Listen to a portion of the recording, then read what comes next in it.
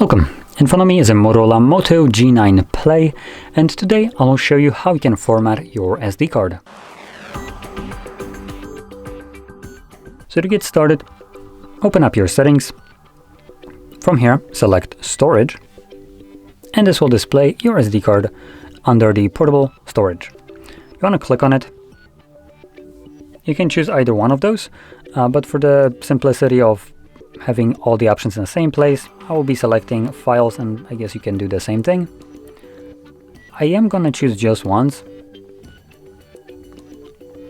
Once you have chosen to open it up, you can now select the three dots in here and select Storage Settings and choose Format option.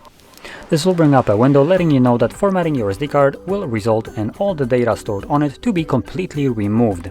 Now this process cannot be undone, so if you keep anything on your card that you want to have a copy of, make that copy to some other storage, maybe your computer or whatever, before you begin or proceed any further.